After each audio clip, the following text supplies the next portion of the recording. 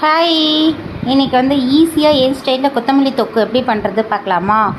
ரொம்ப சூப்பராக இருக்கும். இதுக்கு வந்து 1 ஸ்பூன் கடுகு எடுத்துட்டுருக்கேன், 1 ஸ்பூன் வெந்தயம் எடுத்துட்டுருக்கேன், 1 ஸ்பூன் தனியாக எடுத்துட்டுருக்கேன். இது வந்து வெறும் வாணலியில் வதக்க போகிறோம், அவ்வளோதான். ஸோ இதுக்கு எண்ணெய்லாம் குத்தி வதக்க வேண்டாம். இந்த மூணு சாமான், 1 ஸ்பூன் கடுகு, 1 ஸ்பூன் வெந்தயம், 1 ஸ்பூன் தனியா, இதை வந்து வெறும் வாண்டியில் நல்லா அந்த கடுகுலாம் வெடித்து வாசனை வரும்ல, இந்த வெந்தயம் வறுத்ததுக்கப்புறம் ஒரு வாசனை வரும் பார்த்திங்களா, ஒரு செம்ம ஸ்மெல்லாக இருக்கும் இந்த ஊறுகாய்க்கெலாம் போடும்போது.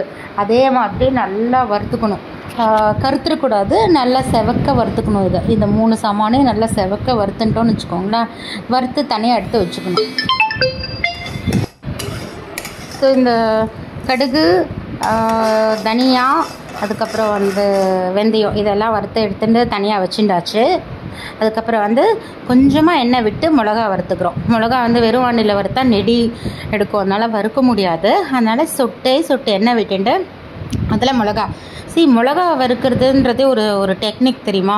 வந்து பெருசாக ஃப்ளேம் வச்சு வறுத்துட்டோன்னு வச்சுக்கோங்களேன், சட்டுன்னு மிளகா வந்து கருப்பாயிடும், இல்லை பயங்கரமாக டார்க் ஆகிடும். ஆனால் வந்து மிளகா வேகவே வேகாது. மிளகா நல்லா உள்ளுக்குள்ளெல்லாம் வேகணும் அப்படின்னா கண்டிப்பாக நம்ம என்ன பண்ணணும், ரொம்ப ஸ்லோ ஃப்ளேமில் அடுப்பை வந்து ஃபுல் ஸ்லோவில் வச்சுட்டு, சின்ன அடுப்பில் ஃபுல் ஸ்லோவில் வச்சுட்டு மிளகாவை பொறுமையாக, ரொம்ப பேஷன்ஸ் தேவை மிளகா வறுக்கும்போது, நல்லா பொறுமையாக மிளகாவை வறுக்கணும். அப்போ தான் வந்து மிளகா நல்லா வேகும், உள்ளுக்குள்ளெல்லாம் நல்லா வேகும்.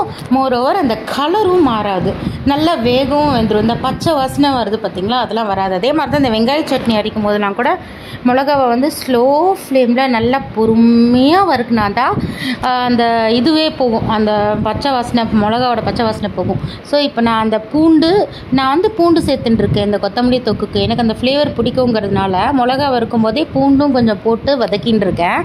ஆனால் பூண்டு சரியாக வதங்கலை, அதனால் நான் என்ன பண்ண போகிறேன், கொத்தமல்லியையும் மிளகாவை மட்டும் எடுத்துட்டு அந்த பாணலியில் பூண்டு அப்படியே வதங்கின்னு தான் இருக்குது. ஸோ அதுலேயே வந்து கொத்தமல்லியை போட்டு இப்போ வதக்க போகிறேன். கொத்தமல்லி வந்து நல்லா 2-3 வாட்டி வாஷ் பண்ணி மண்ணெல்லாம் போக எடுத்து வச்சுட்டுருக்கேன். எடுத்து என்ன பண்ணேன், குட்டி குட்டியாக கட் பண்ணி வச்சுட்டுருக்கேன் அந்த கொத்தமல்லியை. ஸோ இப்போ இந்த எண்ணெய் பத்தாதா, அதனால் கொஞ்சோண்டு இன்னும் ஒரு 2 ஸ்பூன் எண்ணெய் விட்டுருக்கேன். எண்ணெய் விட்டுன்ட்டு இப்போ கொத்தமல்லியை போட்டு வதக்க போகிறேன். இந்த பூண்டு கூடவே கொத்தமல்லியை போட்டு வதக்க போகிறேன். கொத்தமல்லி வந்து ரொம்ப நேரம்லாம் வதங்க வேண்டாம், கொஞ்சம் நிறைய போடுறோம்ல, கொஞ்சம் அப்படியே நல்லா சுருண்டு வந்தாலே போரும். ஏன்னா உடனே போட்டு ஒரு 2 மினிட்ஸ் கூட அவள சுருண்டு வந்துடும். புளி வந்து நான் ஊற வச்சும், சில பேர் தண்ணியில் ஊற வச்சு கரைச்சி குத்துவா, ஆனால் நான் அப்படி பண்ணலை. கொத்தமல்லி வதக்கும் போதே புளி என்ன பண்ணின்னு இருக்கேன் அப்படின்னா நல்லா பிச்சு கொஞ்சம் போட்டுன்ட்டேன். ஸோ புளியையும் வதக்க போகிறேன். ஸோ இதில் என்னென்ன வதக்கியிருக்கேன் அப்படின்னா பூண்டு, கொத்தமல்லி, புளி, இது 3த்தையும் சேர்த்து எண்ணெயில் வதக்கிறேன். ஸோ இந்த கொத்தமல்லி எல்லாம் சேர்ந்து சுருள வர வரைக்கும் நம்ம கொஞ்சம் வதக்கணும். ஆனால் சீக்கிரமாக வதங்கி வந்துடும் கொத்தமல்லி. நான் வந்து ஒரு 4-5 கருவேப்பிலை கூட போட்டுருக்கேன் வாசனைக்கு. கருவேப்பிலை வாசனை நல்லாயிருக்கும்ல, அதனால் வந்து இதோடு சேர்த்து புதினா இருந்தால் புதினா போடலாம். நான் வந்து கருவேப்பிலை போட்டுருக்கேன். ஸோ கருவேப்பிலை நிறையெல்லாம் போடல, கருவேப்பிலை சும்மா ஒரு 2 கொத்து அந்த மாதிரி போட்டுருக்கேன் கருவேப்பிலை, அவ்வளோதான். ஸோ இப்போ வந்து நன்னா வந்து சேர்ந்து வதங்கி வந்துட்டுருக்கு. புளி, கொத்தமல்லி, பூண்டு நன்னா வந்து வதங்கி வந்துட்டுருக்கு. இது நல்லா கொஞ்சம் சுருண்டு வந்ததுக்கப்புறம் நம்ம எல்லாத்தையும் ஒன்று சேர அரைக்க போகிறோம், அவ்வளோதான். ஸோ இப்போ இது நல்லா வதங்கின்னு இருக்கு. இது ஆல் டைம் ஃபேவரேட். இதை பண்ணி வச்சுட்டோன்னா இந்த தொக்கு இட்லிக்கு நல்லாயிருக்கும், தோசைக்கு நல்லாயிருக்கும், சாதத்துக்கு நல்லாயிருக்கும், தயிர் சாதத்துக்கு அவ்வளோ சூப்பராக இருக்கும். ஸோ இப்போ நம்ம வறுத்து வச்சுட்டுருக்கோம்ல மிளகா, அதை மிக்சியில் போட்டுருக்கேன். அதுக்கப்புறம் வந்து கடுகு, வெந்தயம், தனியா நம்ம தனியாக வறுத்துட்டோம்ல வெறும் வாணலியில், இது 2த்தையும் சேர்த்து இப்போ மிக்சியில் வந்து ஒரு சுற்ற போகிறேன். கொஞ்சம் நல்லா கோர்ஸாகவே நம்ம அரைச்சிக்கலாம், ரொம்ப நைஸாக அரைக்கணும்னு அவசியம் இல்லை. ஏன்னா இது கூட சேர்ந்து கொத்தமல்லியும் நான் சேர்த்து அரைச்சிட போகிறேன். ஸோ இது அரைச்சிண்டாச்சு. இப்போ பவுட்ரு வந்து அரைச்சிண்டாச்சு, மிளகாவோடு சேர்த்து எல்லாத்தையும் அரைச்சிண்டாச்சு. இப்போ கொத்தமல்லி தனியாக வதக்கி வச்சுட்டுருக்கோம்ல, கொத்தமல்லி, புளி அண்ட் பூண்டு வதக்கி வச்சுட்டுருக்கோம்ல. ஸோ இந்த பவுடரோடையே சேர்த்து இந்த கொத்தமல்லியும் போட்டு மிக்சியில் மொத்தமாக போட்டு இப்போ நம்ம அரைக்க போகிறோம். இப்போவே உப்பும் போட்டுடலாம், உப்பும் தேவையான. ஸோ உப்பு வந்து பிரச்சனை கிடையாது. இப்போ சப்போஸ் உப்பு உங்களுக்கு பத்தலை அப்படின்னு நீங்கள் ஃபீல் பண்ணிங்கனாலும் அது அந்த தொக்கு கொதிக்கும் போது நீங்கள் உப்பு சேர்த்துக்கலாம். ஸோ நான் இப்போவே ஆனால் கொஞ்சம் உப்பு போட்டு நல்லா இப்போ அரைச்சிட்டேன். இது வந்து கோர்ஸ் பேஸ்ட்டாக ரொம்ப மசியாக அரைச்சிட்டா தொகையில் மாதிரி குழன்னு ஆகிடும். அப்படி அரைக்காமல் ஒரு மாதிரி கொஞ்சம் நல்லா கோர்ஸ் பேஸ்ட்டாக அரைச்சிட்டுருக்கேன். பாருங்கள், அங்கங்கே எனக்கு கொத்தமல்லி தெரிஞ்சுட்டே இருக்கும்.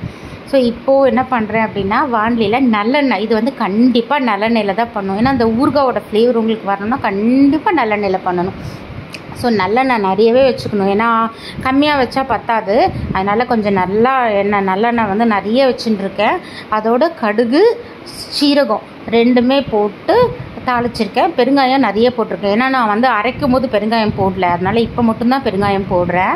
ஸோ பெருங்காயம் நல்லா ஒரு ஸ்பூன், நல்லா ஒரு ஸ்பூன் வந்து நல்லா ஸ்கூப்பில் ஒரு ஸ்பூன் நல்லா பெருங்காயம் போட்டு நல்லா இப்போ வந்து பாருங்களேன் எவ்வளோ நுர வருது பாருங்கள். நல்லெண்ணெய்ங்கிறதுனால இவ்வளோ நுர வருது இது. ஸோ இப்போது நல்லா வந்து கடுகு பொரியறதுக்கு நம்ம டைம் கொடுக்கணும். கடுகு நல்லா பொரிஞ்சதுக்கப்புறம் இப்போ நம்ம வந்து அரைச்சி வச்சுட்டுருக்கோம்ல மிக்சியில், இந்த கொத்தமல்லி பேஸ்ட்டு எல்லாமே சேர்த்து அரைச்சி வச்சுட்டுருக்கோம்ல. ஸோ அந்த பேஸ்ட்டை இந்த ஆயிலில் ஆட் பண்ணி இது நல்லா அந்த ஆயில்லே இது குக் ஆகணும். இதில் வந்து நம்ம தண்ணிலாம் எதுவும் கொட்ட போகிறதில்ல. ஆயில்லே இந்த பேஸ்ட்டு நல்லா குக் ஆகணும். இதோ அரைச்சி வச்சுட்டுருக்கிற பேஸ்ட் போட்டாச்சு. ஏன்னா நான் அரைக்கும் போது இதுக்கு தண்ணிலாம் ஒன்றும் கொட்டலை. ஏன்னா இன்னும் தண்ணி கொட்டினே இருந்தோம்னு வச்சுக்கோங்களேன், இது கொதிக்கும் போது ரொம்ப நேரம் டைம் எடுக்கும் பாகிறதுக்கு. அதனால் நான் தண்ணி எதுவும் கொடுக்கல. ஸோ இந்த பேஸ்ட்டை வந்து நல்லா இப்போ நம்ம ஆயிலே குக் பண்ண போகிறோம். ஸோ இப்போ கொஞ்சமாக மஞ்சப்பொடி போட்டுட்டேன். மஞ்சப்பொடி போட்டுட்டு ஒரு மிக்ஸ் கொடுத்து இதை வந்து அவ்வளோதான். இது நல்லா வந்து சுருளாக வதங்கணும். நம்ம கொட்டின ஆயிலெலாம் மேலே வர அளவுக்கு. ஆனால் கொஞ்சம் பார்த்து கலரிண்டே இருக்கணும். இல்லைன்னு வச்சுக்கோங்களேன் டக்குன்னு கருப்பாயிடும். கருப்பாகிற லெவலுக்கு விட்டுறக்கூடாது. அதுக்கு முன்னாடி ஸ்டேஜில் நம்ம எடுத்துடணும். அப்போ தான் டேஸ்ட்டாக இருக்கும். சாதத்தில் கலந்து சாப்பிட்றதுக்குலாம் இது இட்லி, தோசை, சப்பாத்தி எல்லாத்துக்கும் சூப்பராக இருக்கும். பாருங்களேன், எண்ணெய் விரிஞ்சு அவ்வளோ சூப்பராக வந்துடுது. மூடி போட்டு நல்லா குக் பண்ணி இதை எடுத்தோன்னா சான்ஸே இல்லை. Ultimate side dish. 2 வீக்ஸ் இருக்கும் ஃப்ரிட்ஜில், ஒன்றுமே ஆகாது. வச்சு நீங்கள் அருமையாக சாப்பிட்லாம். தயிர் சாதத்துக்குலாம் ஒரு அருமையான டிஷ். நான்லாம் சப்பாத்திக்கு சாப்பிடுவேன், இட்லி, தோசை எல்லாத்துக்கும் தொட்டுன்னு சாப்பிடுவேன். கொத்தமல்லி சீசன் வந்தால் தான் இதெல்லாம் பண்ணி வச்சுக்க முடியும். மற்ற டைம்லலாம் கொத்தமல்லி சீசன் இல்லாத போல் கொத்தமல்லி ஒரு கட்டே அவ்வளோ காஸ்ட்லி சொல்லுவோம். அப்போ நமக்கு வாங்கி பண்ணுறதுக்கு மனசு வராது. ஸோ இப்போ ரொம்ப கம்மியாக தான் இருக்குது கொத்தமல்லி ரேட். இப்போ வாங்கி பண்ணி வச்சுக்கலாம். இந்த மாதிரி இதே ஸ்டைலில் நீங்கள் புதினாவில் கூட தொக்கு பண்ணி வச்சுக்கலாம். ஸோ அதுவுமே சூப்பராக இருக்கும். 2 வீக்ஸ் கிட்ட மேலேயே நீங்கள் ஃப்ரிட்ஜில் ஸ்டோர் பண்ணிங்கன்னா அவ்வளோ அருமையாக இருக்கும். ஏன்னா நம்ம கை வைக்கல, இது வந்து நல்லெண்ணெயில் தான் பண்ணுறோம். ஊறுகாய் மாதிரி அப்படியே இருக்கும். செம்ம டேஸ்டான சைட் டிஷ். கண்டிப்பாக ட்ரை பண்ணுங்கள். Two subscribe my channel. N channel கண்டிப்பாக உங்களுக்கு பிடிக்கும்னு நினைக்கிறேன். என்னோடய இன்ட்ரெஸ்டிங் வீடியோஸ்க்காக என்னோடய வீடியோஸை வந்து கண்டிப்பாக வந்து பாருங்கள், சப்ஸ்கிரைப் பண்ணுங்கள், என்னோடய லைக்ஸ் கொடுங்க. எனக்கு உங்களோட சப்போர்ட் கண்டிப்பாக வேணும். என்னோட இந்த யூடியூப் சேனல் இன்னும் கொஞ்சம் மேலும் க்ரோ ஆகிறதுக்கு. ஸோ ரெடி ஆகிடுது கொத்தமல்லி தொக்கு.